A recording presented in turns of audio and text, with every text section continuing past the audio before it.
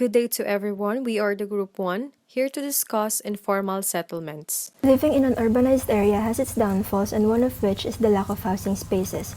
In line with this, the Philippines has already reached a housing backlog of 6.75 million units and could balloon to 22 million units by 2040 if not addressed right away. So how does the economy affect our housing condition? This aspect specifically involves money, as this is the primary need in order to acquire a dwelling unit. The supply of money directly affects the housing market due to the fact that the harder the money is to acquire, the harder it is for people to buy a house. Housing markets operate differently based on the varying economies. The stronger the economy is, the higher the housing sales are. When the housing interest rises, the fewer the sales. This leads to the occurrence of an economic slowdown wherein housing sales depend on the consumer's ability to pay. How does culture affect housing condition?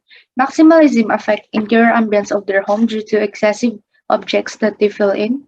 For multifunctional spaces, this can affect the adjacency of every space.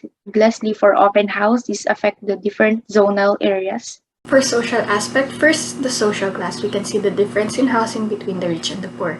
Next is overpopulation. It increases housing demand and housing cost that forces people to move into the slums. And lastly is internal migration. Poor people from the countryside move to Manila that oftentimes result to them living in informal settlements. What are informal settlements? These are areas where groups of housing units have been constructed on land where occupants have no legal claim to. Its inhabitants often have no security of tenure and lack basic services and necessities. This may not comply with planning and building regulations. Over 500,000 families occupy informal settlements in Metro Manila. Traditionally, the problem has been addressed through relocation and upgrading. However, this often resulted to the resistance of the population. How do informal settlements influence the economy? Informal settlements affect the ability of the government to plan sustainable land use. Informal settlers do not pay property tax fees. Real estate agencies are not engaged in the buying or selling of house and land.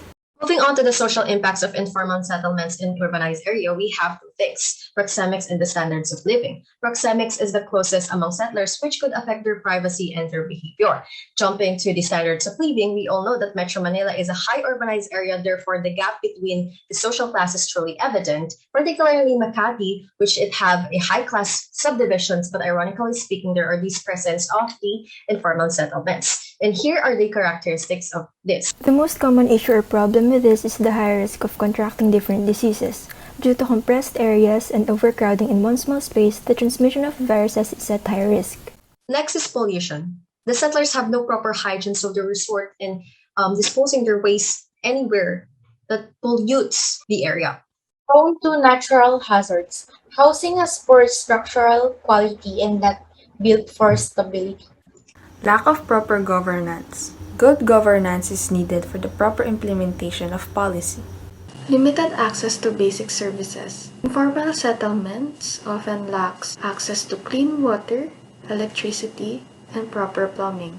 And overcrowding, which relates to a lack of privacy, increased physical contact, and a potential contributor to violence. Proper urban planning. If adequate and proper spaces for each dwelling unit will be given, the risk of easy transmission of diseases will be lowered. A strategically planned urban area, even with a lot of housing units, will be able to flourish without compromising the health of its people. Followed by proper funding, maximizing allocated budget for the housing or the building, and of course the user's well-being. Professional consultation. Every client should seek professional planners or architects to provide quality design solutions, making the project more cost-effective. Housing. Provide affordable, adequate housing, livelihood, and employment for the poor.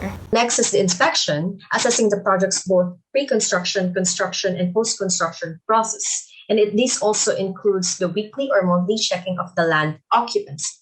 Observance of PT 1096 and other related laws and codes. Following these laws and codes would standardize all buildings and be built properly for the comfort of the users. Lastly, for the conclusion, informal settlements are inevitable, but identifying the roots and the issues that we encounter will be a step towards a progress. By applying these solutions will be a great factor that could aid or at least narrow down the cases even in a small change.